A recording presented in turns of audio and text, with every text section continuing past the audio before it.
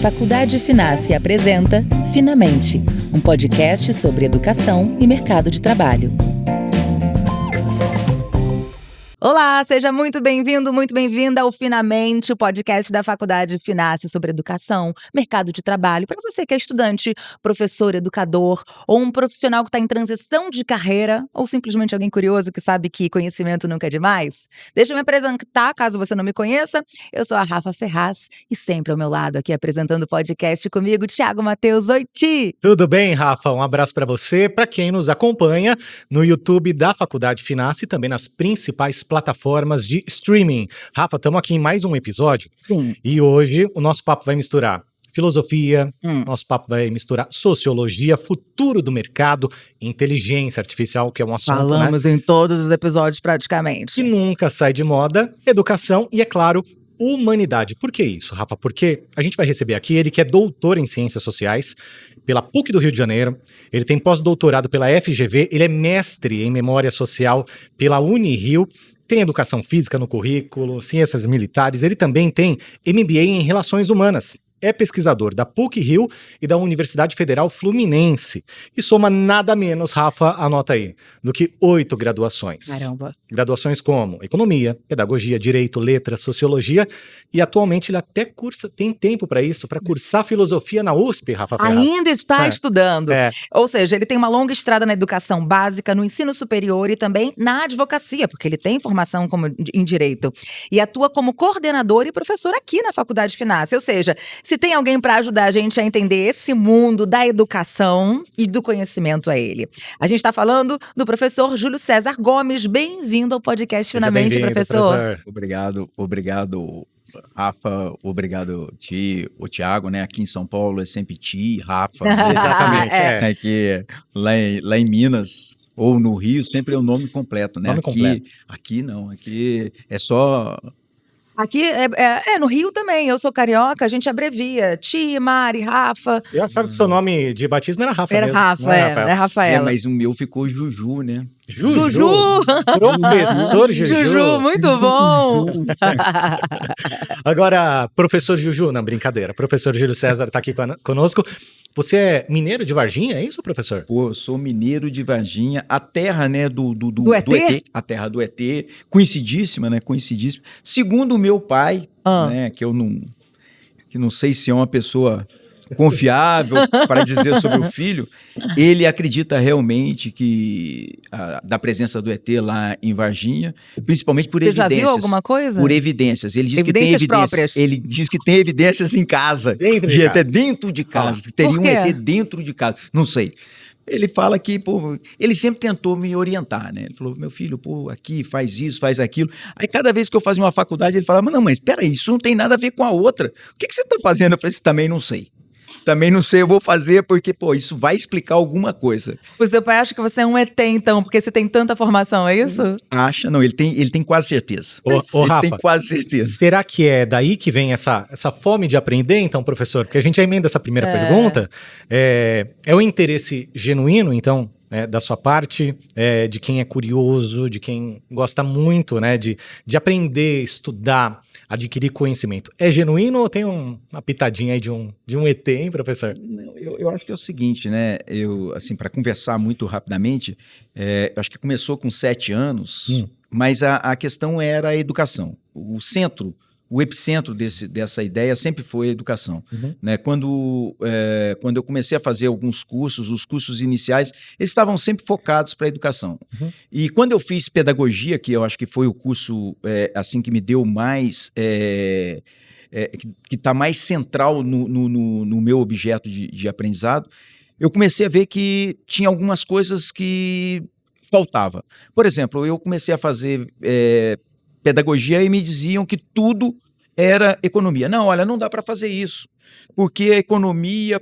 Eu falei, mas meu Deus, tudo é economia? Aí você foi Tudo fazer Aí fui economia. fazer economia. Aí fiz economia. Aí, pô, tá bem e tal, fiz economia.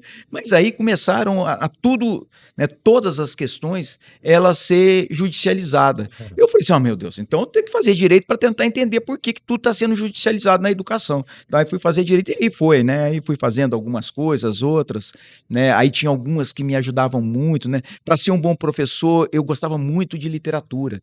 Então eu queria fazer, aí eu acabei fazendo letras por fruto da literatura, para Caramba. tentar trabalhar um pouquinho mais as E minhas educação aulas, né? física? A educação física, aí é um outro. Você pique pra tudo isso, Rafa. Não, aí é um outro viés, né? Aí é um outro viés. Pô, né? Na infância, aí eu me deparei para jogar basquete, né? Eu jogava basquete, porque lá em Varginha, na minha cidade, era assim, basquete era tudo, né? Quem tinha que jogar basquete, todo mundo jogava basquete. É. E eu fui jogar basquete. Só que é o seguinte, eu tinha um problema. Não era só por ser baixo, não. Eu também era muito ruim jogando basquete. E, pô, só que era o seguinte: eu entrei na equipe porque a equipe tinha uma peneira, tal, era difícil entrar. Sim. Mas eu corria muito. Uhum. Eu corria muito. Então, pô, o cara é um corredor. Aí, quando chegou com 15 anos, o técnico me chamou no canto e falou: olha, pô, colega, o negócio é o seguinte: cara, vai ali para baixo, ali embaixo, na pista de atletismo, conversa lá com o técnico de atletismo, você corre muito, cara, vai pra lá. Aí eu fui pro atletismo, aí nunca mais saí. Aí até hoje, né, eu continuo correndo e tal. E aí a educação física veio. Mas ela veio no meio dessas outras formações? Não, ela foi logo uma das primeiras. Foi logo Aham. uma das primeiras, porque eu sempre tive interesse, né, sempre fui voltado muito pra corrida, E né? em que momento entrou a sociologia e filosofia que você está estudando agora, que já são as ciências sociais, a coisa mais da...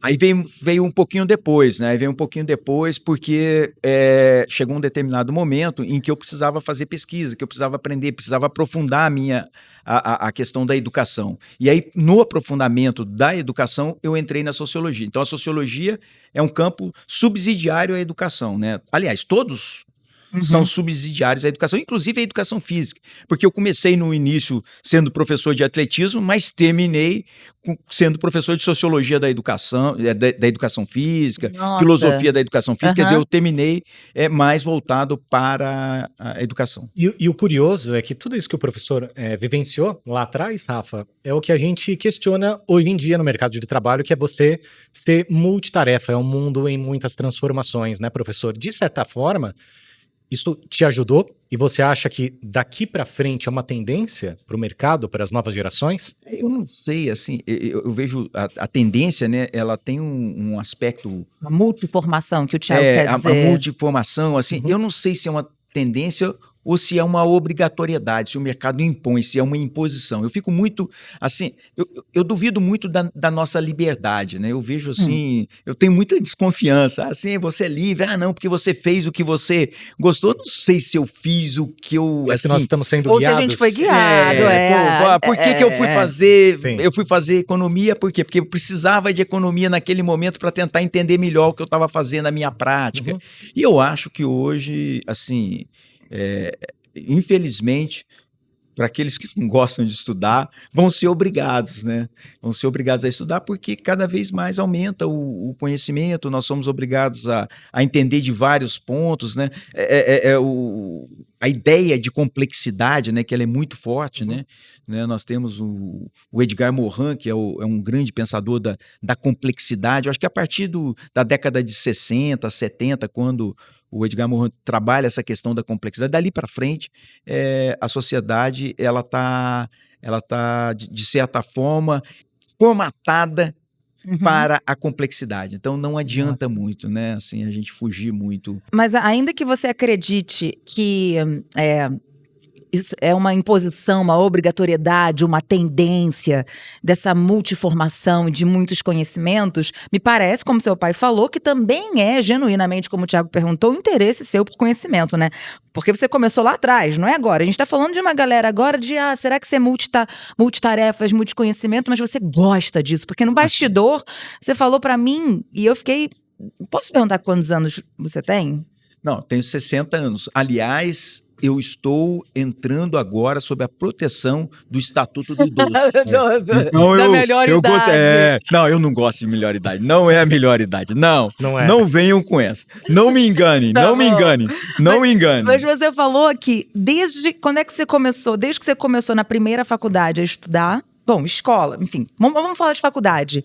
Até hoje, sei lá, 30 anos, 30 e poucos anos, você nunca saiu, não teve um ano que você ficou afastado da faculdade, nem como professor e nem como aluno? Não, teve 2 anos, né? Aí eu menti, porque teve 2 anos da pandemia que eu seguia as recomendações de não sair. Esses 2 anos eu não saí. Mas tudo bem, tirando isso... Tirando esses 2 anos, todos os anos eu estava... Não teve intervalo. Não houve. Dos 17 anos... Aliás, 17 não, né? Porque eu comecei com 5 anos. Dos 5 anos até os 60, todos os anos eu estava num banco escolar.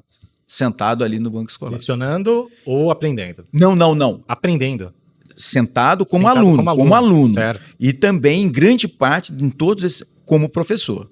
Porque ele estava explicando no bastidor que a mãe dele também era professora e ele já começou desde cedo, com 7 anos, com 7 anos a minha mãe dava aula no Movimento Brasileiro de Alfabetização, o Mobral, né? Nossa. E eu acompanhava ela ali, ela deixava lá no cantinho, quando alguém tinha alguma dúvida, não, vai lá para aquele menino lá que ele gosta de ensinar. Olha só. Tinha uma coisa eu vou fazer direito e de repente eu vou fazer uma pós relacionada a isso, um mestrado que não está ligado diretamente, mas indiretamente. E eu vejo você com formações muito diferentes. Então, assim, é comum para o estudante ainda, de repente, no meio do caminho da jornada, falar, não é isso que eu quero, vou parar e vou começar outra coisa. Tá tudo bem isso acontecer? Será que é tempo jogado de fora ou você acha que tá tudo bem, um conhecimento vai agregar o outro, mesmo que não tenha nada a ver com nada? Ou sempre vai ter alguma coisa a ver? Isso depende muito das pessoas, né? Acho que cada um tem... Mesmo eu tendo um pensamento que muitas vezes pode assim, parecer anárquico, né? Porque essas ideias parecem uma ideia de anarquista, né? Aliás, todo mundo acha que eu tenho um pé no anarquismo, mas eu também tenho um pé no pragmatismo. Aliás, para terminar essas graduações todas, você tem que ser pragmático. Né? Você tem que ser anárquico para iniciar, mas você tem que ser pragmático para terminar. Quer dizer, você tem que, de alguma forma, buscar uma razão de ser para que você termine aquilo. Então, eu entendo que as pessoas podem mudar. Eu acho importante que mudem, que façam. Mas eu acho que é importante ter terminalidade. Então, assim... Mesmo que no meio do caminho, não estou gostando disso, termina. Termina, vai terminando, você vai fazendo... Porque... Mas não seria perder tempo? Na sua cabeça, não? Não é perder tempo porque é o seguinte, eu não vejo perder tempo porque eu lembro que na década de 70, com 50 anos... Com 45, a pessoa era velha e já estava, assim, com 50 anos, era a expectativa de vida do brasileiro, ficava em torno de 50 anos, hoje é em torno de 80 anos. Então, aumentou em muito a possibilidade de você continuar estudando. Por exemplo, as mulheres tinham filhos com 20 anos, as mulheres estão tendo filho com 30, 40 anos, ou seja, isso muda. Ou nem tendo filhos. Ou nem tendo filhos. Então, quer dizer, isso acaba aumentando tremendamente a sua possibilidade de vida. Então, quer dizer, então, na realidade, você terminar um curso e começar outro, não vai perder tempo nenhum, porque você vai ter muito tempo. O tempo aumentou. E provavelmente, em algum momento, alguma bagagem da que você aprendeu, daquilo você vai usar, né? Não tem jeito. Isso aí é... Conhecimento nunca é perdido. Não, porque ele não é perdido porque não tem jeito de perder. Ele só é perdido se você quiser perder. E isso é muito comum. Por exemplo, assim, não precisa nem... A gente pensa em sala de aula, né? Isso é muito comum. Se o aluno entra na sala de aula e ele vê aquilo ali como algo temporário, aquilo vai se perder muito rapidamente. Mas se ele entende que aquilo é fundamental, aquilo vai ficar para o resto da vida. Mesmo que ele não guarde, o problema não está, né? Essa é uma questão da memória, né? O esquecimento é fundamental, mas aquilo que você acredita acaba ficando. Mesmo que apareça em momentos assim estranhos. Eu tenho uma história assim interessantíssima, né? Porque eu fiz o curso de economia, eu nunca fui voltado para economia, não era isso. Meu Deus assim, do céu, não nunca era. fui voltado, mas foi fazer. Eu fui fazer, mas para entender educação. Tá. Eu fui fazer para entender educação. Lá no Rio, tal, fui entender educação, tal, estava num grupo de pesquisa na área de educação, tal, fui lá entender políticas públicas, então fui fazer. Aí vim para São Paulo. Cheguei em São Paulo, vou arrumar, agora vou para uma faculdade procurar, né, um trabalho como professor do quê? De economia. De educação, né, porque eu gosto de educação, eu vou procurar na área de educação e não encontrei. E aí, estou eu conversando com alguns colegas, tal, falei, E aí, começaram a discutir economia. Eu falei, não, porque economia, não sei o quê. O cara virou para mim e falou assim, mas você é economista? Eu falei, sou economista. Eu falei assim, ele falou, não, eu sou professor de economia lá na faculdade. Eu falei assim, você é professor na faculdade? Eu falei, você está melhor do que eu, porque eu estou desempregado.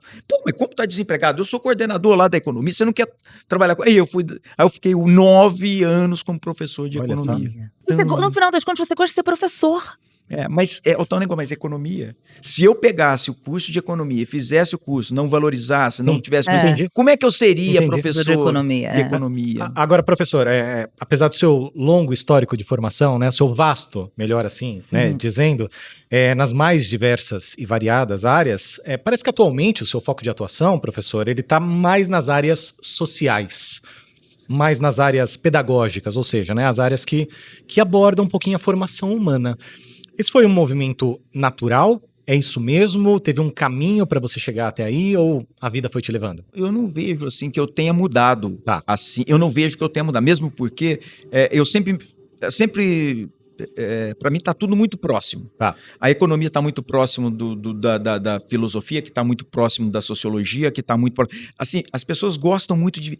Essa questão da disciplinarização é uma coisa muito recente. Isso nunca existiu. Isso é uma coisa que nós inventamos. Não dividir até em área. Sociologia e filosofia está aqui. Não tem nada a ver com as ciências, com a matemática. Rafa, isso não existe. Isso foi uma invenção de 100 anos. A sociologia tem 100 anos. Todos os cursos, todas as disciplinas que nós temos têm 100 anos. O futebol tem 100 anos. Não tinha futebol. Nunca existiu futebol. Não, porque o futebol é da Grécia, pelo amor de Deus. Não, porque jogava futebol com cabeça de gente. Não existe isso. Futebol com trave, goleiro, é do século XX. O basquete é do século XX. A sociologia, o primeiro cara que escreve de sociologia, que põe o nome... A primeira aula de sociologia é dada por quem? Por Durkheim, na Sorbonne. Isso em 1902. Isso não é há 300 mil anos atrás, é do século XX. É tudo de 100 anos. 100, 120, 100 anos, é tudo 100 anos.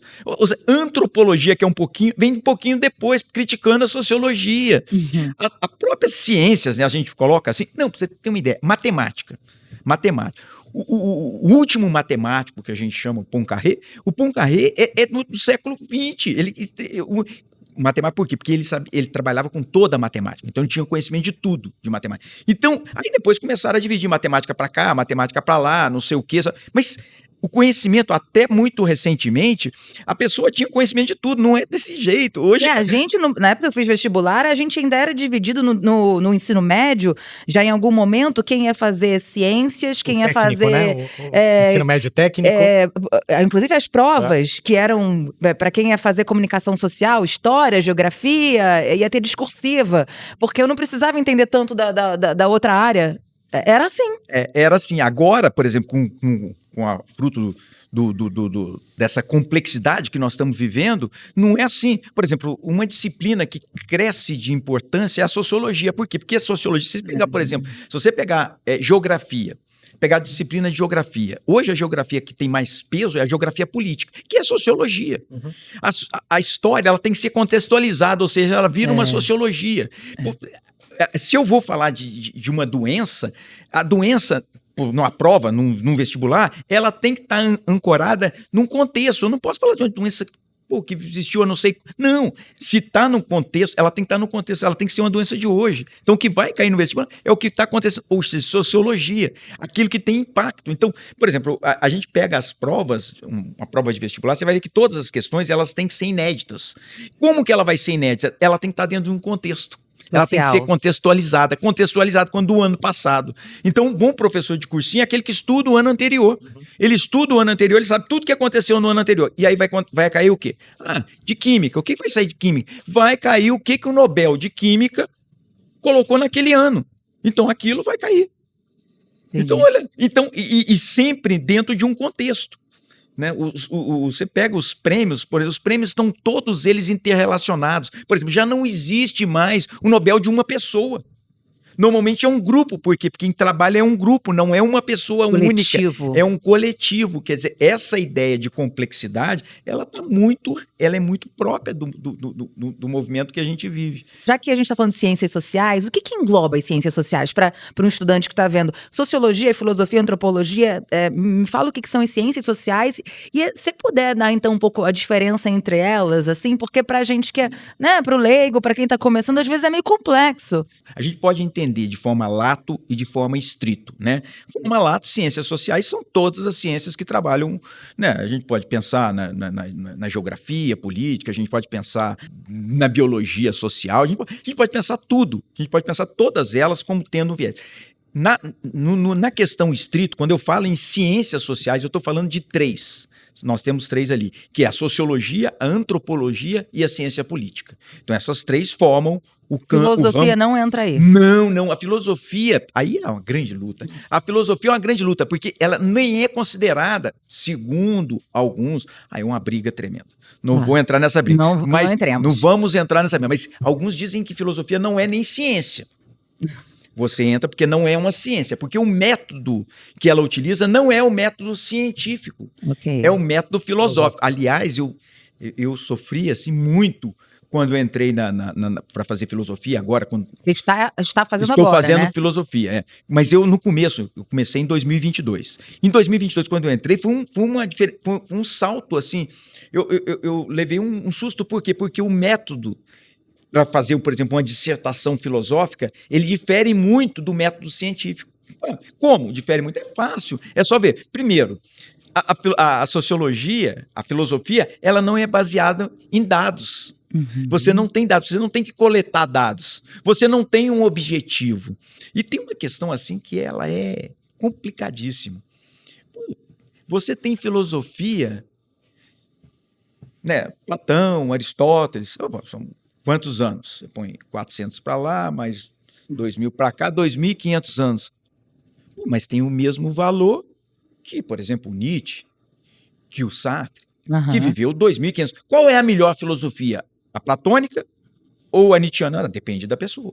Não existe. Agora, não existe, por exemplo, Aristóteles. Aristóteles, ele, na época, e até muito recentemente, escrevia sobre tudo. Ele escrevia sobre, por exemplo, tinha trabalhos dele muito fortes na biologia. Os trabalhos que ele fez em biologia são estudados hoje? Lógico que não. Porque está tudo errado o que ele escreveu de biologia. Porque aquilo lá era ciência, aquela ciência dele não bate. Nenhum, a não ser que seja um cientista, um filósofo da biologia, que vai estudar isso. Mas, por exemplo, um biólogo não vai estudar Aristóteles. Sim. Não vai estudar Aristóteles, porque aquilo não tem razão de ser. Agora, a filosofia aristotélica é importantíssima para entender o mundo de hoje. E qual é a diferença entre sociologia e antropologia? A sociologia é um campo que estuda mais as relações entre as sociedades como um todo. Ela é mais ampla. A antropologia, ela tem um objeto muito demarcado, que é a questão da cultura. Então, quando eu falo em antropologia, eu estou pensando em cultura. E antropologia, eu poderia colocar cultura na sociologia? Poderia, mas aí tem um probleminha que a antropologia ela vem um pouquinho depois, fazendo uma crítica muito severa à sociologia. E o pessoal briga entre eles? Não. Antigamente. Por quê? Porque a sociologia, quando ela nasce, né, os primeiros sociólogos, eles observavam a sociedade sob o ponto de vista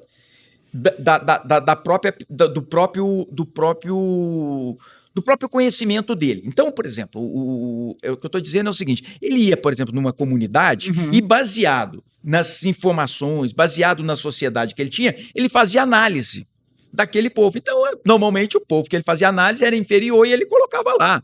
É inferior por isso, por aquilo. Aí vem a antropologia... Dizendo que tudo é culpa da cultura. A antropologia vai usar um termo que como o podcast do Michel Conforado. Ele vai dizer o seguinte, que é a questão do etnocentrismo. Porque você não pode avaliar o outro segundo o seu ponto de vista. Você tem que analisar o outro sob o ponto de vista do nativo. E aí a antropologia, por exemplo, o grande trabalho da antropologia é sempre o trabalho de campo. Então, quando você fala assim, não, o trabalho de campo, por quê? Porque ele vai naquela comunidade, ele vai conviver naquela comunidade para tentar entender quais são as relações, como se dá as relações, não para fazer uma relação com a sua. Não é a sua que interessa, não é a sua sociedade que interessa ver quais são os pontos, como é que eles se dão ali naquela comunidade. Então é completamente diferente. Então é uma crítica muito... A antropologia nasce com uma crítica muito grande a... E tem uma paixão sua especial por uma delas? Ou filosofia, ou antropologia, ou sociologia? Fala a verdade. Não, é lógico. A primeira, para mim, a mater, para mim, é a pedagogia. É a educação, assim, para mim, porque a partir dela, até agora, né, eu estava estudando Kant, né, e descobri em Kant, para entender mais ou menos qual é o viés, né, eu estou ali em Kant e tal, e aí, né, crítica da razão pura, crítica da razão prática, crítica do juízo, então, aquelas críticas e tal, e eu, do nada, encontrei o conflito das faculdades em Kant, que é justamente quando ele vai discutir, né, a pedagogia, quando ele vai trabalhar principalmente num livrinho chamado da pedagogia, que o Kant vai dar o seu ponto de vista sobre a educação. E aí que é interessante, né? Aí que fica difícil. Eu não estava conseguindo entender o que era razão prática, o que era razão pública, né, assim, os conceitos kantianos. A partir do momento que entrou na pedagogia, aquilo ficou mais claro para mim. Né? A própria ideia de revolução de Kant ficou muito mais fácil, a ideia da Constituição ficou muito mais fácil. Professor, falando um pouco agora de filosofia, né? Sim. Você falou que a sua paixão Já que está estudando agora, né? Já que você está estudando, né, um assunto bem fresco para você, tem como a gente já analisar de forma filosófica, fazer uma analogia da filosofia, da busca pelo conhecimento, né? De uma forma filosófica, porém entrando nesse universo de inteligência artificial, da vida moderna, né? Desse meteoro de informação que a gente acaba recebendo todos os dias. Como que você analisaria, então, de forma filosófica, essa busca pelo conhecimento atrelado à inteligência artificial? Mudou bastante, né? Assim, a gente não tem ainda nenhuma possibilidade, né? Porque a filosofia ela é um campo do conhecimento, eu não vou dizer ciência, mas um campo do conhecimento que tem como centralidade não a previsão de futuro, ela não é uma previsão de futuro, mas ela tem uma centralidade numa reflexão sobre os fatos que estão ocorrendo. Então, ela serve muito para reflexão. E aí, talvez um campo que eu refletiria sobre ela seria pegar o Wittgenstein. O Wittgenstein é um filósofo que trabalha muito a questão da linguagem. E ele é interessantíssimo porque ele escreve 2 livros. São os dois, assim, se você pegar na linguagem, ou você é do primeiro Wittgenstein ou você é do segundo. Não existe ninguém na linguagem. Quer dizer, ele escreveu os dois. Não, ele escreveu 2 livros. Não, mas ele escreveu 2 livros, um completamente diferente do outro, e você tem, ou você é um ou você é o outro. Um é o Tratatus, onde ele trabalha muito a questão lógica. Ele interpreta interpreta grande parte da linguagem, né, sob o ponto de vista da lógica, que é interessantíssimo. É potente, lógico, com demérito nenhum, mas E depois ele escreve, um tempo depois, ele escreve as investigações filosóficas, onde ele vai sair da lógica e vai entrar no jogo de linguagem. E aí que está a possibilidade. Eu acho que aí a gente pode começar a pensar um pouquinho da IA. Por quê? Porque se eu penso a IA sob o ponto de vista do algoritmo, sob o ponto de vista da lógica, não vai dar, não. Por quê? O ser humano, porque nós não vamos conseguir ganhar nunca. Nunca, Nunca, não vai dar.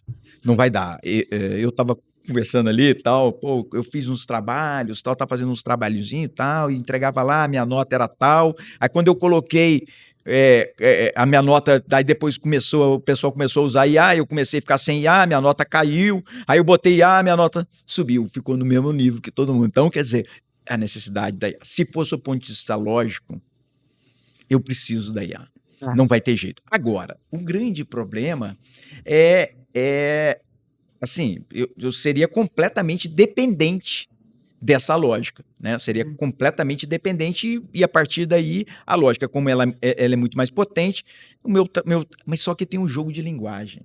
O jogo de linguagem é mais ou menos o jogo de... Pô, a gente pode pensar num jogo qualquer. A gente pode pensar até no jogo do Fluminense ontem, né? Pô, o jogo do Fluminense ontem não dava, né? Não Não dava. vi, não Ninguém. entendo, não O vi. Fluminense ganhou de um time italiano, né? Do Inter de Milão, que Hum. era muito mais favorito. Muito, assim, Né? E aí assim. não tem a ver com lógica? Não tem a ver muito com a lógica. A lógica. Não que eu, como cruzeirense, eu não tenho nenhuma predileção para o Fluminense, não estou aqui, né? Aham. Sim, Mas assim, a lógica não era. não era essa, sim. A lógica não era essa. Quer dizer, a lógica humana, ela difere um pouco, né? Ou difere muito da lógica da lógica pensada como uma construção que tem um algoritmo por trás que vai dar uma determinada verdade.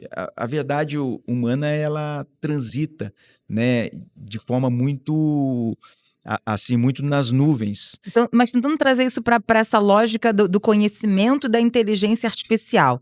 A gente entende, conhecimento baseado na lógica, a IA ganha. E qual é o outro conhecimento que não seria baseado na lógica que a IA perde e o humano ganha? Aí é interessante, né? O Krenak, aquele indígena que simplesmente está na Academia Brasileira de Brasileira Letras, de letras, ele é. não está de graça ali, né? Aham. Porque a gente poderia dizer que ele chutou, como diria lá tem um coreano, ele fala que chutou a escada, né? Chutou a escada. O Krenak chutou a escada de um pensador também, que fala sobre o antropoceno, a ideia de antropoceno, do homem como centro, né? Assim, a centralidade no homem, que o homem estaria mudando a natureza de forma central, tal. E aí vem críticas, né? Que o homem tá mudando a natureza, que a centralidade estaria no homem. Tá. E o Krenak, ele vai fazer uma crítica muito grande ao antropoceno, dizendo, olha, não existe só um homem, existe a natureza. O homem tem uma relação muito... E aí, a valorização da natureza. A valorização da natureza é o quê? É entender. E aí o Krenak, lá no Adiar o Fim do Mundo, ele coloca lá, né, a ideia da montanha, que a montanha é a mãe, o rio é um filho. Então, se a gente não consegue entender essa questão, né, de uma montanha ser mãe, um rio ser filho, a gente não consegue entender o jogo da linguagem. Né? O jogo da linguagem do Wittgenstein está muito ligado a do entendimento do ser humano, muito mais do que simplesmente a capacidade racional. Não é simplesmente a capacidade racional. Tá. Porque se fosse só a questão racional, nós não teríamos. Um outro ponto que a gente poderia seria um ponto, o outro seria a própria fragilidade humana. A fragilidade humana, ela é o grande ganho que o homem tem é exatamente a sua fragilidade. Por que a fragilidade? Porque a máquina, com a memória, ela não tem uma capacidade humana que é fundamental. E aí a gente pode pegar o Borges, né? O Borges lá, da literatura, ele tem um livrinho chamado Funes o Memorioso. E nesse Funes o Memorioso é a ideia de um cara que ele tem uma memória absurda. Uma memória absurda e que ele sabe tudo. Lógico que, sabendo tudo, ele acaba adoecendo e morrendo, porque a possibilidade dele entender tudo. Então, por exemplo, ele consegue ver um cachorro e ali o Funes mostra, né? Ele mostra o cachorro uma hora, depois outra hora, ele vai gravando toda aquela memória. Aí, né? Vai gravando toda a memória. Uhum. Ele não tem uma questão que é fundamental para o ser humano, que é a capacidade de esquecimento. O esquecimento é fundamental e a marca do homem é exatamente a capacidade de esquecer. E aí, quando eu penso a capacidade de esquecer, e aí a loucura é maior ainda, aí a gente vai para o estado de loucura. Aí a gente chama o Nietzsche para resolver o problema. Porra, aí nós estamos num estado de loucura total, porque aí entra o Nietzsche. O Nietzsche, lá nas 3 transformações, observa que não tem nada a ver uma coisa com a outra. Ninguém vai ligar Nietzsche com Funes e com o outro. É um raciocínio meio mais ilógico. Mas o Nietzsche vai trazer lá no Zaratustra, ele traz das 3 transformações. Pô, tem umas historinhas das 3 transformações, depois eu conto separado das 3 transformações. Mas é o seguinte, qual são as 3 transformações de Nietzsche? O Nietzsche vai dizer o seguinte: primeiro, o homem se vê camelo, aquele que carrega tudo, que tem a força, aquele forte. Camelo, ele suporta tudo. Depois ele se vê como o leão. O leão é aquele que domina tudo, né? Aquele que tem um grande domínio. E no final, ele se vê como criança. A criança é justamente aquela que traz a ingenuidade, que traz a possibilidade da criação. Então, observe, o que eu estou dizendo é somente pelo esquecimento que há a possibilidade De se criar de de novo? se criar. Porque se você não esquecer, você vai repetir sempre. Ou seja, a máquina, ela nunca vai errar, ela não pode errar, ela não tem erro. Como ela não tem erro, como ela não tem essa possibilidade de errar, ela não tem jeito de eu fazer uma máquina que vai errar, ela vai sempre acertar. Falha, Ela não vai falhar, ela vai acertar. Quando ela erra é porque o ser humano colocou alguma coisa errada, os dados estão ali. Então a única possibilidade do erro, é através do esquecimento. E o esquecimento é uma relação que somente o humano pode ter. Só o humano pode ter. E você vê isso como uma vantagem. Uma extrema vantagem. Aliás, o aluno que é destaque é o aluno que tem grande capacidade de esquecimento. Gente, eu esqueci tudo na minha aula de história, Éramos mas eu não me dava gênios. bem por causa disso não, gente. Éramos gênios e não sabíamos. Mas eu esqueci como é que eu podia fazer a prova. O grande problema é que as pessoas falam o seguinte, eu morro de rir, que as pessoas falam assim que não tem que ter memória. Lógico que tem que ter memória. Lógico que tem que ter memória. Lógico que tem que ter memória. Eu entendi tudo. Passava um mês, eu tinha que fazer a prova, eu entendi, mas não ficou registrado. Não, mas o problema todinho é o seguinte, qual é o problema? É que você não teve a capacidade de esquecer aquilo que deveria ser esquecido. A memória, ela tem que ter uma certa seleção. Sim. Aí, como é que eu seleciono? Muito simples, é a crença. E aí eu vou entrar no Hume. Aquilo que a gente não acredita, a gente esquece. Esquece. E aquilo que a gente acredita, que a gente gosta muito, fica ali. E o que fica, ele pode ser irradiado. Aí está o grande problema. O grande problema é a irradiação do conhecimento. Se você tem um determinado conceito, por exemplo, eu volto lá no etnocentrismo, lá daquela visão do ponto de vista. Tá. Dentro do ponto de vista, você tem uma infinidade de, por exemplo, você pode pensar na democracia racial, no mito da democracia racial, você pode pensar, estou falando vários termos, diversidade, né, a diversidade racial, eu posso trazer vários conceitos. Lógico, eu não vou conseguir gravar todos esses conceitos. Você me trouxe 10 conceitos. Aí eu posso trazer o conceito de decolonialidade, de interseccionalidade. E eu trago vários conceitos. Aí você fala, mas você deu aula, tá? Eu não entendi. Mas o conceito de etnocentrismo eu lembro. A partir do conceito de etnocentrismo, todos os outros você consegue resolver por ele. Você pegar um texto, vai ler, você fala, não, pelo conceito eu consigo, mas eu tenho que acreditar Naquilo. em algum conceito, eu tenho que ter algum. Eu tenho que ter memória? Tenho, mas eu tenho que ter a capacidade de esquecer. Todos eu não vou conseguir, mas se eu conseguir um que irradie, eu consigo chegar. O grande problema é que as pessoas acham que não tem que ter memória, que, não, deixa por conta da IA, que a IA, eu pego tudo na IA. Não, você não vai pegar tudo na IA. Só mais um gancho sobre inteligência artificial. Tem muita complexidade envolvendo isso. A gente praticamente toca nesse assunto em todos os episódios, com todo tipo de professor ou profissional que vem aqui. E a complexidade principalmente nessa relação do humano com a inteligência artificial, com a tecnologia. A gente vê que tem uma complexidade. E aí, já que você é esse ETzinho e que consegue nos dar muitas visões, ou da sociologia, ou da filosofia, ou da economia, enfim, a gente tem visto que as pessoas estão com. As pessoas, aqui ó, eu apontando pra mim, inclusive, a gente tem muito medo do que vem pela frente. Muito medo desse futuro que a gente não sabe o que vai acontecer, não só daqui a 5 anos, daqui a 6 meses a gente não sabe o que vai acontecer. Tem como passar por isso sem se desesperar? É, sem ter medo desse futuro nebuloso entre humanos e máquinas? Tem alguma coisa que você poderia trazer para a gente, baseado nos seus estudos, ou de filosofia, ou de antropologia, ou de sociologia, que confortaria os nossos corações? Assim, o conforto, eu acho que não é possível e nem desejável. O conforto não é impossível nem desejável. Mas, por exemplo, se a gente pegar, tem e aí eu vou contar mais uma historinha. Estava eu em Praga, alguns anos atrás, e quando você chega em Praga, tem uma coisa que você tem que visitar, obrigatoriamente, que é o túmulo do Kafka. Você tem que visitar o túmulo do Kafka. Você chega lá em Praga, o túmulo do Kafka Só que eu vou confessar, eu fui para um pub crawl e fui tomando uma Foi bebendo. cervejinha, fui bebendo. Pub crawl é quando você vai de bar em bar bebendo, né? Isso. E aí chegou um determinado momento que eu falei, não, agora eu quero ir para ver. Agora eu estou iluminado, eu quero ir para... A cerveja te iluminou. Iluminou, eu quero lá ver o túmulo do Kafka. Então vamos lá, não sei o quê, não sei o quê. Aí o pessoal lá me conduziu até o túmulo do Kafka. Fiquei lá adorando o túmulo do Kafka. Tá.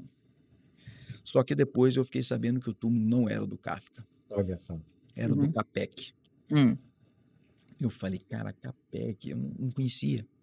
E aí eu fui pegar estudar o tal do Capek. Falei, cara, já que eu fui no túmulo errado... No túmulo dele, né? Vamos fazer acontecer isso aqui, né? Vamos ver o que tem o Capek. Ele. O que tem o Capek. E o Capek, olha pra você ver que coisa interessante. O Capek foi o primeiro cara, ele ou o irmão dele, ali, ele ficou uma briga, mas ele foi o primeiro cara que cunhou o nome robô.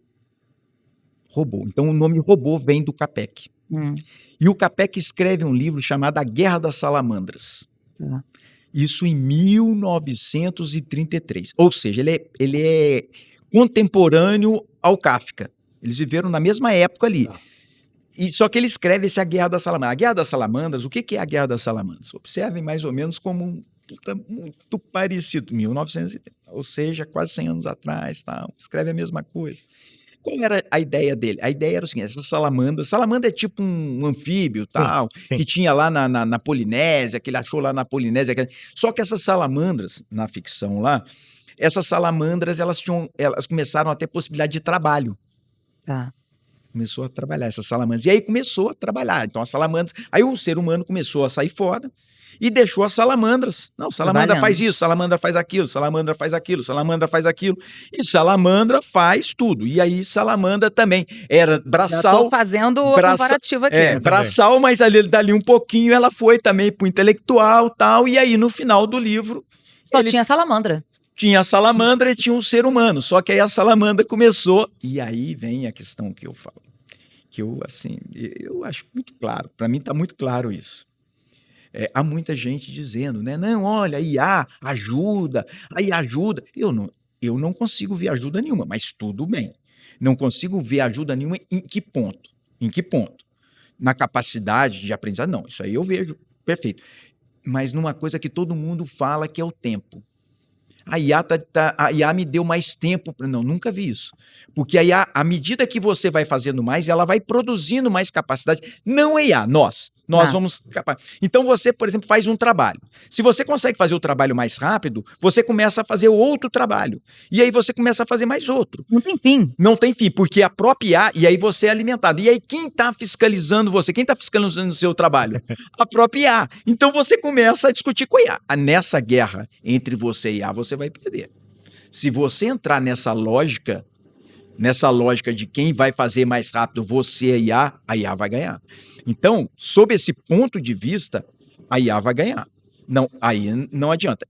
Aí você entra também numa outra teoria que eu gosto muito, que toda hora a gente começa, né, a gente cai nela, é uma teoria que ela serve para uma coisa, mas ela serve para tudo, né? Que toda hora ela é citada, que é a teoria malthusiana.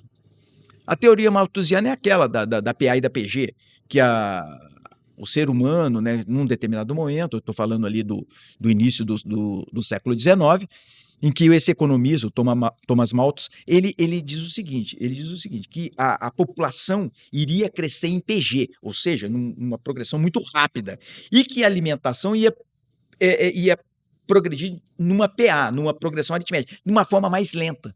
Então ia chegar num determinado momento, todo mundo ia morrer de fome.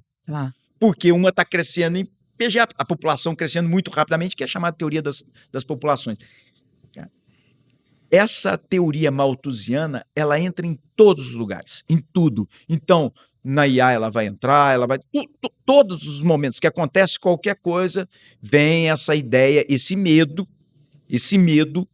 né, de que o homem vai ser dominado. Ou seja, do avanço muito rápido em PG, da progressão, é progressão geométrica. Isso, progressão. Da inteligência artificial, e a gente, o humano aqui, está progredindo de forma PA, progressão aritmética. E aí vai chegar um determinado momento em que esse grupo aqui vai dominar, vai acabar com... Mas isso já era na fome, agora é na inteligência e assim, em todos os momentos. Eu não gosto muito dessa... Qual é a conclusão? Eu não sou muito, assim, eu nunca fui otimista. Não sou um otimista. Mas também não sou essa é uma visão meio derrotista, assim, e muito rápida, muito, assim, muito ligeira, né? Porque eu acredito no ser humano na questão da fragilidade humana, né? Então, eu acho que a fragilidade humana, assim, tudo que é muito potente tende a se autodestruir. Acho que a fragilidade... Todos os animais muito fortes, todos os animais que são potentes, eles foram extintos. Todos. Assim, Ou seja, a fragilidade você vê como é um ponto positivo. Sim. Por exemplo, você pega o passarinho. Passarinho aí... Passarinho aqui. Os passarinhos, por exemplo, lá em casa. Lá em casa eu tenho lá os passarinhos que a gente põe uma aguinha lá para eles tomarem, aí vem os passarinhos. Os menores, aqueles mais frágeis, eles têm uma tendência maior de sobrevida. Por quê? Porque eles precisam comer menos, eles precisam de menos, tal. Eles são mais frágeis, mas eles conseguem se adaptar melhor à situação, né? Até a questão do pardal, né? Por que o pardal sumiu, foi para a roça, não tem pardal mais? Porque o pardal fazia a casinha dele aliás, até pardal, cara, até de pardal o cara entende. Não, aí é brincadeira. Gente. Até de pardal não dá. Não, e a minha filha? A minha filha ontem foi demais. Até eu tenho que falar da Priscila, né? Minha filha, tal, virou para mim e falou assim, ô pai, esse é o History Channel, o Discovery Channel, pessoal. Barça, aí o Barça na minha frente. Ô pai, eu tô aqui com um caso, tal, de que tá tendo os mangues lá no lugar, tal, invadiu lá os mangues com petróleo, tal, com coque. Aí eu falei assim, ô Priscila, o coque, ele pode ser usado também para o asfalto. E o coque, minha filha, talvez não seja o coque. Talvez o que esteja acontecendo seja a lavagem, porque deve ser ali deve ter uma refinaria, e o problema é a água que sai com óleo. E o óleo, por exemplo, no mangue, ele acaba o óleo, porque o óleo, a gente sabe que, por exemplo, o grande problema no mar é que o óleo na água, ele impede a respiração do peixe. Sim. Aí ela virou, pô, pai, mas até de coque você entende? Pô, até de coque. Ô, professor, mas só pra gente fechar essa aba, sim, antes de partir pros cursos da FINASSE, vamos lá. Do ponto de vista sociológico, então, você enxerga que essa fragilidade do ser humano, ela pode evitar um caminho sem volta nesse lance da IA? Ou não, é o contrário disso, nós estamos destinados a isso, né? Fadados à tecnologia, à modernidade, então um caminho sem volta, ou a fragilidade do ser humano pode trazer ele de volta? Eles vão conviver. A convivência, só que a convivência, isso aí... Um caminho sem volta, é um caminho sem volta. Não, é um caminho sem volta, tal. Se perguntar, você usa IA? É lógico que usa IA, trabalho com IA, tal. O grande problema é que, tendo em vista a fragilidade humana, o humano vai chegar a um determinado momento que a IA vai falar assim, faz isso. E aí o humano vai falar o quê? Não vou fazer. Não vou fazer. né? Não vou. Infelizmente, eu não vou fazer. Isso acontece, inclusive, a melhor educação. Não estarei podendo fazer, senhor. Não poder, não. Assim, a melhor educação, até pouco tempo atrás, a educação é uma coisa interessantíssima. Toda hora vem um país que é o melhor na educação, né? A melhor educação até pouco atrás, ela é coreana. Coreana era perfeita. Educação coreana era perfeita, porque é o seguinte, o grande salto da Coreia foi pela educação. Aí descobriram. Descobriram o quê? Que na Coreia o aluno estudava depois da meia-noite, a criança. Aí tiveram que cortar a aula depois da meia-noite na Coreia. E começaram através de filmes como Parasita e também eu sou um grande dorameiro. Ah, é? Nossa Grande Senhora! dorameiro! Oh! E não Pra quem não sabe, os doramas são as novelas explica pra quem não sabe que é são asiáticas. Antigamente, mas eu comecei com a coreana, né? Porque a coreana é assim, né? E todo mundo, assim, aquele que não ouviu Pousando no Amor, quer dizer, eu não vi. Não, aí não. Aí é uma falha, aí é falha de formação, Ó, tem gente aqui no estúdio que disse que viu. Você viu isso? Posando no Amor. Nosso técnico de som aqui? Sorriso Real pra mim é central. O entendimento do sorriso real é o que ajuda, é o que estimula o conhecimento, é o sorriso real. Você sabe o que eles estão falando? Não faz ideia, né? Não. Mas assim, eu vou pegar umas aulas, professor. Depois, porque ali, a partir dali também, aí eu comecei a estudar o budismo, o confucionismo, porque tem um período Joseon, quando começa... Professor, o senhor não consegue só ver um negócio por entretenimento? Aquilo tem que te levar a um estudo mais profundo. Mas não é.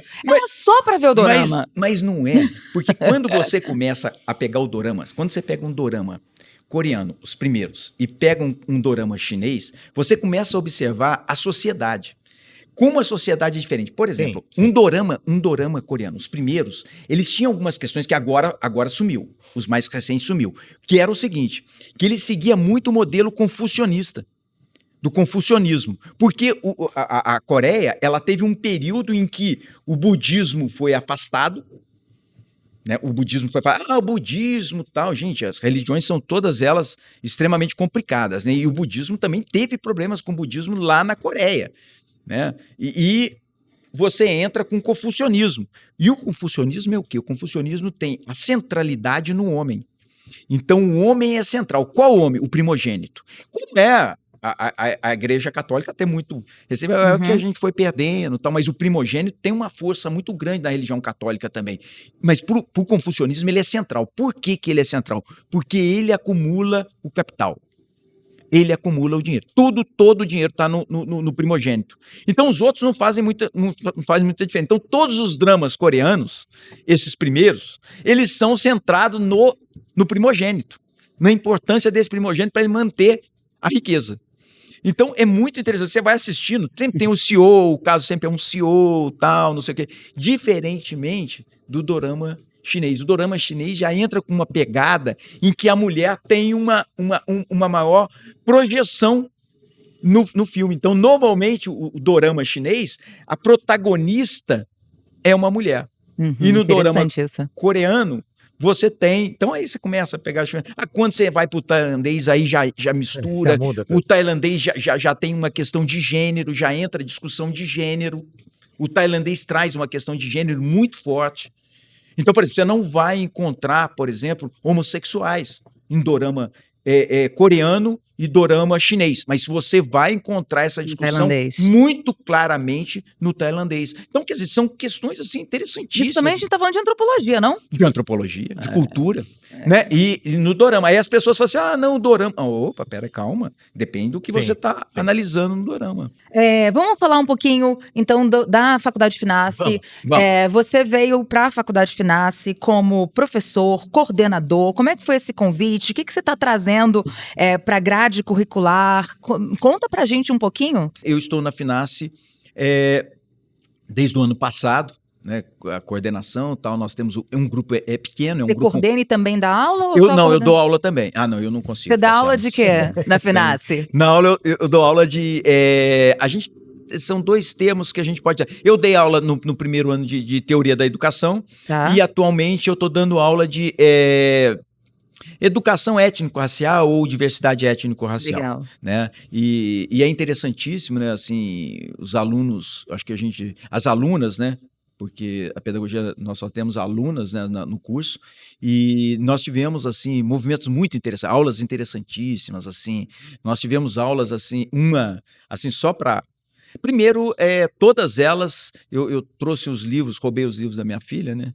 Catei os livros dela lá da Chimamanda, porque ela é uma nigeriana, né? A Chimamanda Sim. tem os livros maravilhosos. Eu peguei os livros da Chimamanda da minha filha e entreguei um para cada aluna lá para ler, e depois elas contaram as histórias né, dos vários livros da Chimamanda, do Hibisco Roxo, do No Seu Pescoço, O Sol Meio Amarelo, os livros da Chimamanda, né, que elas tiveram oportunidade, cada uma contou o livro ali. Mas, junto com isso, teve uma outra questão assim que é interessante. Desde 2003, existe uma lei que obriga, né, a história da África, né, história para o ensino fundamental e médio. Uhum. Mas é inacreditável que a grande maioria, Não né, existe ainda? ainda não existe, e os professores, muitas vezes, não existem professores capacitados, e as meninas tinham pouco conhecimento, não só da história, mas inclusive dos próprios países. E aí nós fizemos um joguinho maravilhoso, né, que foi, elas montaram uma visita a um país. Então elas compraram passagem pela Decolar, verificar dentro, cada uma num país, né, ali na África, montaram tudo, uma visita como se... Elas ficaram assim, boquiabertas de verificar que na África tem grandes hotéis, que na África, né, naqueles países ali da África, né, em todos eles, tinha uma atração turística riquíssima, que era visitada principalmente por europeus. Então, quer dizer, toda essa riqueza, que elas, assim, a ideia inicial é que a África não teria nada, que a África era um todo, e aí a gente vai ver lá os 54 países, né? Aí nós fomos conversando sobre isso, então eu tive a oportunidade de trabalhar bastante com elas ali em sala de Agora me aula. chamou a atenção você falar que só mulheres no curso de pedagogia. Ainda assim? Desse jeito? O Brasil continua ainda com algumas características, né? O machismo, né?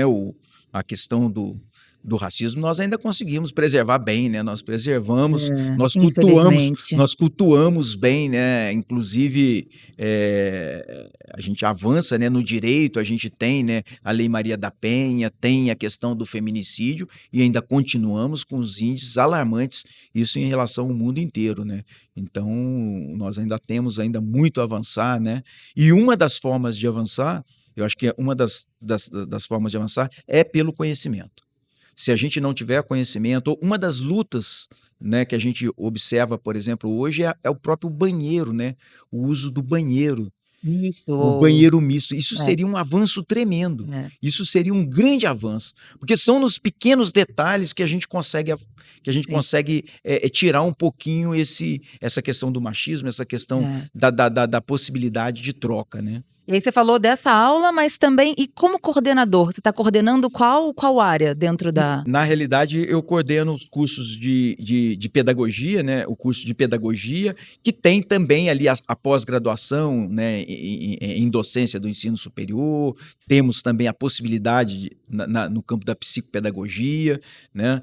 Tem também os cursos, nós temos também ali os cursos do EJA, né? Nós temos os cursos do EJA funcionando, da educação de jovens e adultos, né? Tem esses cursos também legal. ali na FINASSE, né? Então, esses cursos todos estão sobre a minha coordenação ali direta, né? Mas eu dou aula também em outros relativos a algumas, né? Ali a gente tem uma parceria muito grande com os outros colegas ali das áreas, eu sempre estou... Professor, você falou de algumas iniciativas, né, que passaram inclusive pelas suas mãos, até os exemplos, né, que você deu com as alunas, né, com os trabalhos, né, de simular uma viagem para a África, fazer um turismo e tudo mais, muitas ideias acabam passando pelas suas mãos.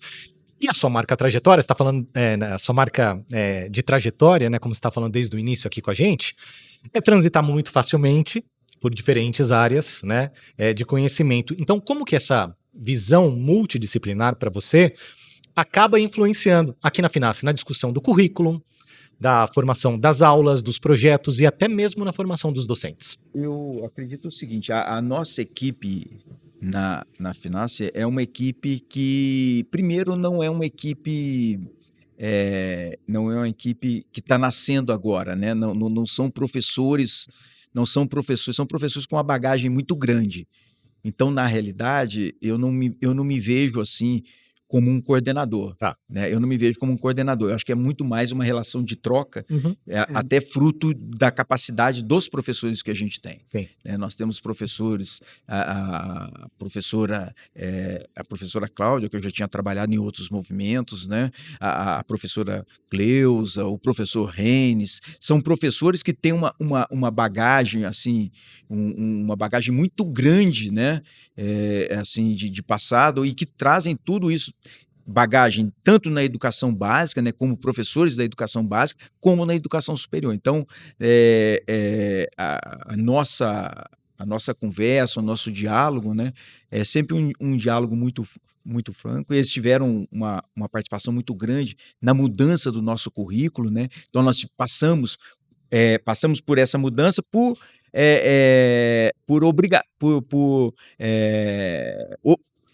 não por vontade nossa, mas por obrigatoriedade do próprio MEC. O MEC lançou o ano passado uma portaria que ele muda, em grande parte, o curso de pedagogia, criando algumas questões. Tá? Eu E aí queria entender, você está falando especificamente do curso de pedagogia, do curso dessa mudança de currículo nesse curso.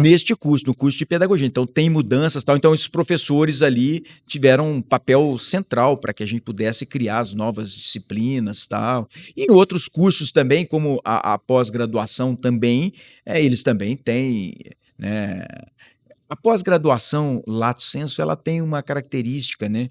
Porque ela não tem um controle tão grande, ela não passa pelo mesmo controle que passa o curso de graduação e um curso de pós-graduação estrito sensu, um mestrado e doutorado. Tá. Então, a pós-graduação lato sensu, ela tem um pouquinho mais de liberdade, até para que ela possa se adaptar melhor às questões de mercado. Tá. Né? Porque aí é uma questão, porque é uma capacitação, ela é uma especialização para uma determinada questão. Então, ela não tem por que ter esse controle todo, porque é uma necessidade lá, então eu faço aqui para a necessidade lá. Então, não há tanta... A gente percebe que a gente está num momento, a gente já falou isso em outra entrevista, onde as pessoas elas não querem só estar empregadas, elas querem fazer o que gostam, querem estar com seus valores alinhados, né, com o de uma empresa, seus propósitos. Então, elas querem fazer aquilo que elas amam e, ao mesmo tempo, se dar bem no mercado. E aí, quando eu falo se dar bem, vamos falar, quer ganhar dinheiro também. E aí, como é que você vê isso? Como é que você diria isso para o estudante? Tem que fazer um balanço entre o que eu amo, o que eu gosto, porque você falou, inclusive, das suas formações. Você não gostou, mas segue até o final. Então, qual é esse balanço? É estar atento às mudanças do mercado, porque você tem que ser estratégico, ou é deixar o seu coração te guiar, ou as duas coisas juntas? Eu acho que a visão utilitarista, né, essa visão de você fazer visando determinada questão, ela só encontra força e ela só é possível de ser realizada quando você tem por trás o interesse. Quer dizer, assim, é muito difícil assim, você conseguir ter êxito numa coisa que você não gosta. Uhum. Se você não gosta, aquilo não vai. Mesmo você fala assim, não, eu vou fazer. Eu acho que não, essa distinção entre o que é útil, né, aquele utilitário, né, não, eu estou fazendo isso porque vai chegar a tal ponto. Não vai chegar. Exatamente. Não, a pessoa não vai chegar. Eu acredito. Não, a pessoa mas não vai, não há possibilidade de chegar. Por quê? Porque eu acho que aí tem aí eu vou terminar aí com mais um filósofo, né? O filósofo, aquela questão da crença. A crença, né, para Hume, né, é um filósofo, ele tem como característica, ele é um filósofo que ele não parte muito da visão racional como partiria o Descartes, né? Ele está vivendo ali, mas ele vai fazer uma crítica, ele é um empirista, ele vai ver assim o que está, a experiência, os sentidos, os sentimentos, né? Então ele vive de sentidos. Então ele acredita, né? Ele acredita que é através da crença, dos nossos hábitos, que nós vamos entender o mundo. Então é pelas nossas crenças. Então não dá, pensando assim, se você não acredita Naquilo que você está fazendo. naquilo que você está querendo ser útil, mas você não acredita naquilo, não vai dar. Não vai dar, pô, não vai dar porque, assim... Eu até trago aqui, professor, perdão, tempos atrás eu tentei fazer uma coisa diferente da minha área, por querer desintoxicar um pouco, conhecer novos ares e possibilidade de novos ganhos, por que não? E é tudo isso que você acabou de falar, professor. Porque assim, Não chega vai, um momento né? que você olha o seu entorno e você fala, o que eu tô fazendo? Tudo fica muito mais maçante, tudo fica muito mais difícil. Claro que, voltando para os trilhos, né? Eu voltando para minha área da comunicação e tudo mais, você tem que olhar para o mercado, você tem que se adaptar, mas ao mesmo tempo eu tô fazendo algo que eu estudei para isso e que eu acredito. Então, no geral, para todo mundo que, né, tem esse tipo de dúvida também com relação à carreira, é mais ou menos esse o caminho.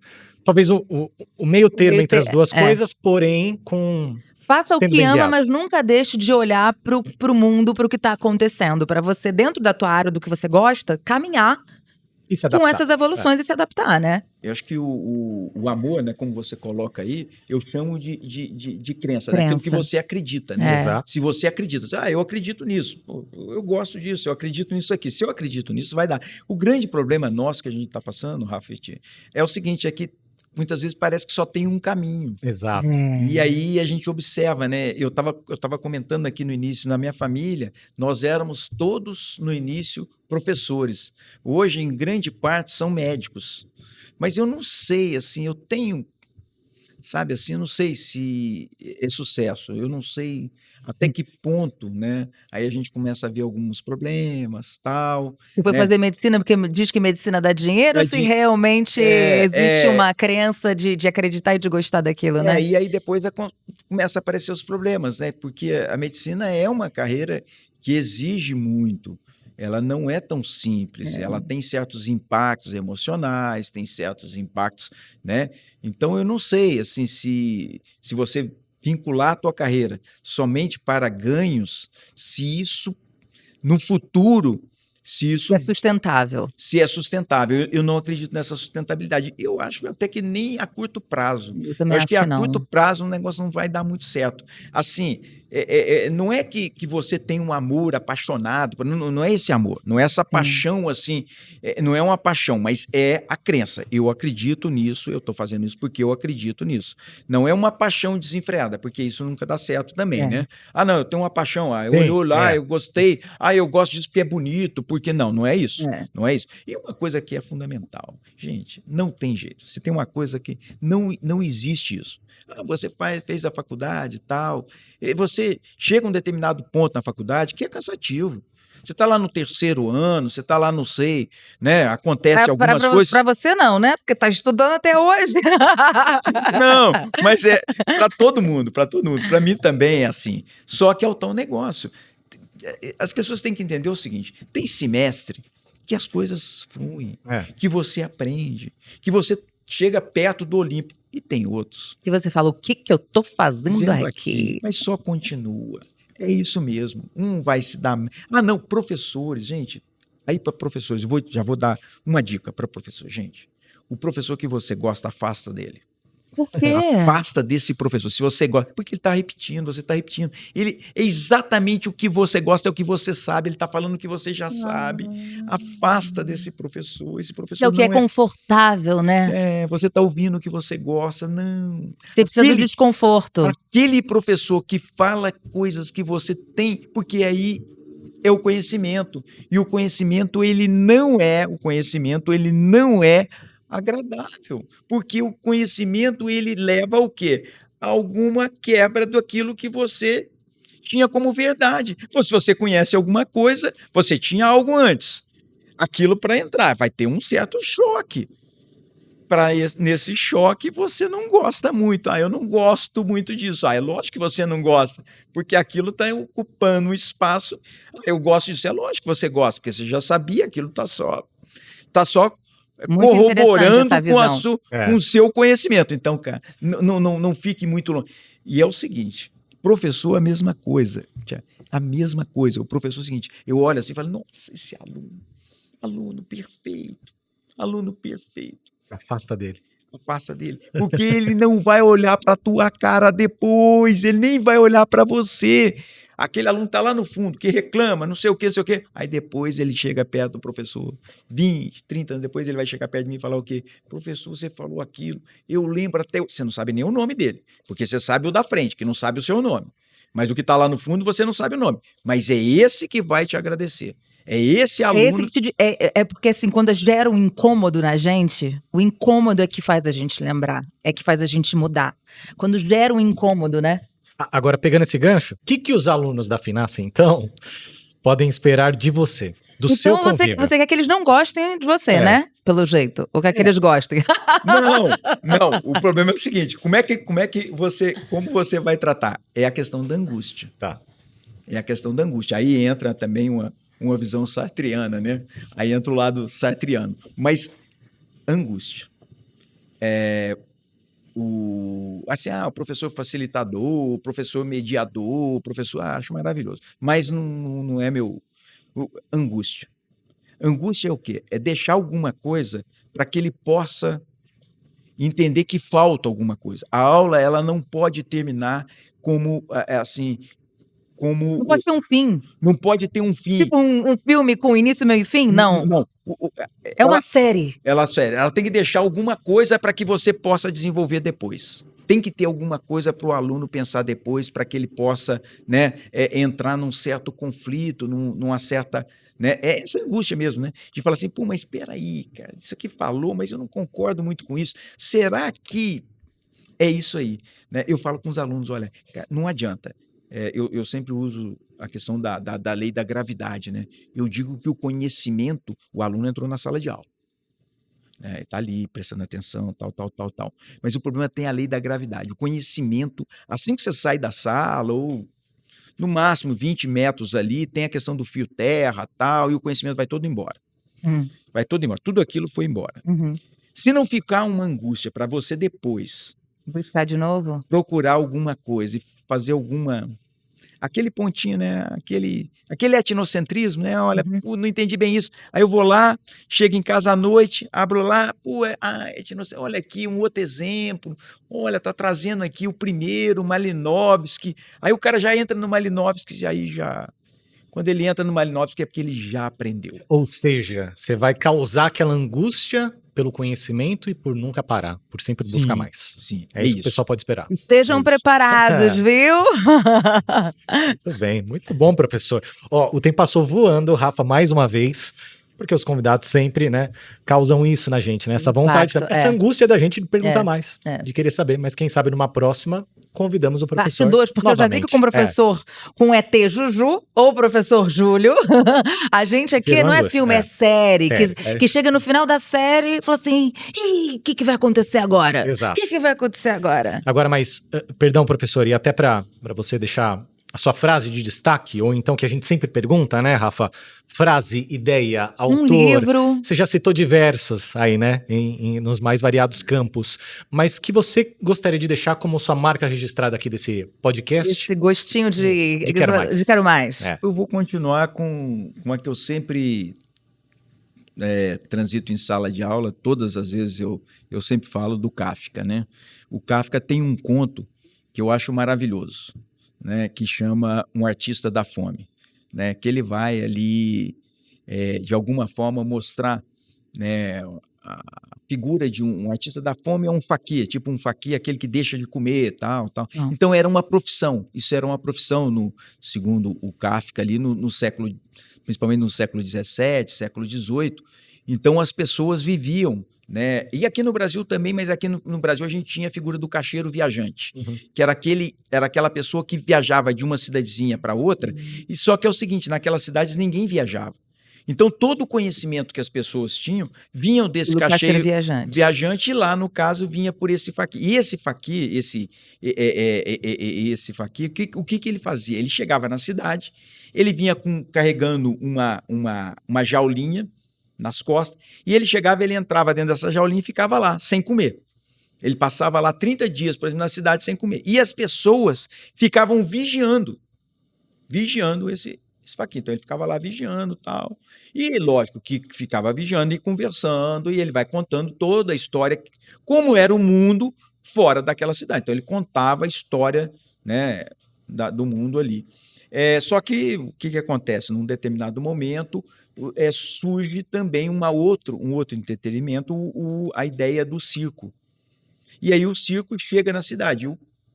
E o Artista da Fome perde de importância porque o circo trazia os animais, trazia o concreto, né? Não era só aquela fala abstrata, só da ideia, né? Trazia também o animal, então todo mundo queria ver o circo, e não o Artista da Fome. A história termina com o Artista da Fome indo trabalhar no circo e acaba sendo renegado e morre lá no circo, lá sem grande função. Muitas vezes a questão do trabalho, muitas vezes esse medo que a gente tem, né, da IA, né? Não, a IA vai substituir tudo, não vai sobrar nada. Mas a grande questão é que a gente não pensa, mas, por exemplo, teve um circo, né? E o circo empregava um número também grande de pessoas. Então, quer dizer, na realidade, a saída do Fachin ali, ele ensejou o circo, né? Uma troca, uma mudança. Então, a gente tem que estar atento, né, a essa mudança. Eu acho que não cabe ninguém chegar e falar assim, pô, não, sou contra a IA, Não, isso não tem razão de ser. As coisas, elas se estabelecem, são como são, e você precisa dançar conforme a música. Dançar conforme a música, mas percebendo que se a música não ficar muito boa, você pode desligar e trocar de canal. Então, você pode trocar de canal. É essa a ideia, é essa a capacidade que o ser humano tem, de trocar de canal. A hora que a IA começar a apertar como está apertando, o que vai acontecer? Vai começar a vir a fragilidade humana. Vai começar a falar, olha, não, vamos ter que mudar aqui, Por quê? Porque o homem não está aguentando. Ele não está aguentando. Não está aguentando, vamos ter que trocar, porque senão não vai ter quem vai fazer as atividades, porque não tem motivo da IA ficar sozinha se autoprogramando, porque ela vai programar para quem? Para ninguém, ela vai para ela mesma, então ela vai ficar brincando lá de fazer IA e nós vamos fazer uma outra coisa, né? Aquilo que aconteceu com os coreanos, né? Os coreanos chegaram a um ponto e falaram assim, olha, não dá para estudar a noite inteira, vamos ter que regrar para ficar nesse ponto aqui, para ter uma parte lúdica e tal, porque não adianta isso. Não adianta você chegar tanto porque as crianças não estão tendo rendimento. E aí volta, e aí hoje, né, aí começa o Brasil falar, né, não, a melhor agora é da Finlândia, a educação da Finlândia. O Brasil sempre tem isso, né, agora a educação perfeita é da Finlândia. Não, a educação perfeita não é da Finlândia, não é da Coreia, é aquela que nós podemos fazer com as nossas forças. Né? Professor, deixa pra gente, você tem rede social? Não trabalha só para assim, ou alguém que queira entrar em contato com você, que ouviu essa nossa conversa, que viu essa nossa conversa, que fala assim, preciso falar com o professor, preciso tirar uma dúvida, como é que chega até você? Poxa. Na faculdade Vem na Finace. Finace, Vem na Finace. Vem até aqui. Vem até a Finace. Não, assim, eu não sei, cara. Eu tinha o Mais Seu Júlio. Mas se não tem problema. Então, descobrimos uma coisa que ele não sabe. A arroba dele, as redes sociais dele. É a única coisa que o professor não sabe. Não sei. De resto, ele sabe tudo. Alguma coisa que você não sabe. Não, mas você sabe por quê? Eu até tinha. Até participava lá. Mas eu não uso. Por que eu não uso? Porque o pragmatismo.